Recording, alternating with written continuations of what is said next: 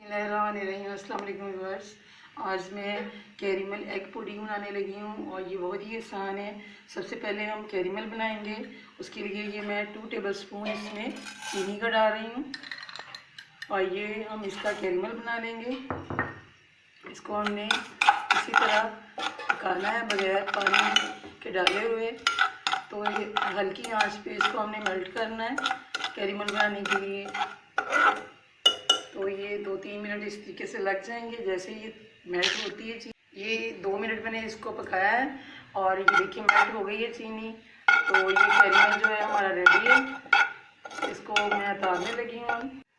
ये मैं उस बर्तन में डाल रही हूँ जिसमें मैंने पुडिंग बनानी है। ये मैंने कैरेमल सारा डाल दिया है।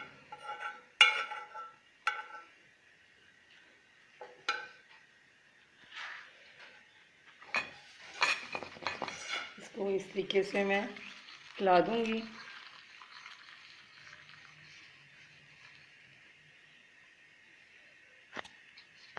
ये 1 टेबलस्पून में चीनी डाल रही हूँ और ये 1 कप दूध है। इसको हम अच्छी तरह मिक्स करेंगे।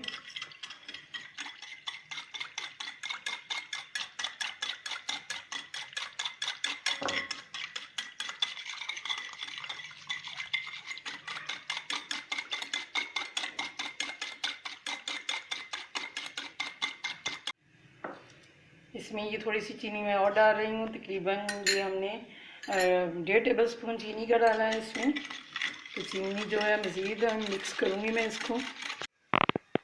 ये इसमें मैं अंडा डालने लगी हूँ। ये मैंने 2 इसमें अंडे डालने हैं।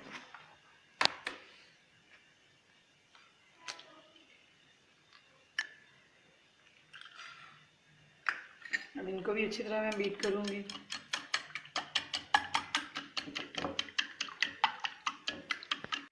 ये 1/2 टेबलस्पून इसमें मैं कॉर्नफ्लोर का डालने लगी हूँ। इसको भी हम अच्छी तरह इसके अंदर मिक्स कर देंगे।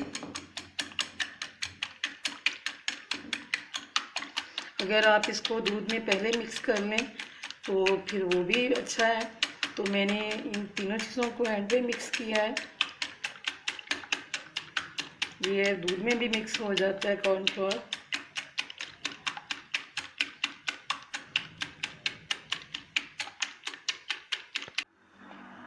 ये जिस बर्तन में मैंने कैरेमल लगाया है उसमें मैं ये मिक्सचर डाल रही हूँ। ये कढ़ाई में मैंने पानी डाला है और उसमें स्टैंड रखा है और पानी जो है वो गर्म हो चुका है। अब इसमें ये मैं रख दूँगी पुडिंग वाला बर्तन। ये मैं इसके ऊपर ज़रा मोटी और वज़नी प्लेट रख रही हूँ और इसके ऊपर अब ढक्कन दे देंगे और 10 मिनट के बाद इसको मैं देखूँगी। और हल्की आंच पे इसको मैंने रखा हुआ है, बिल्कुल स्लो आंच है।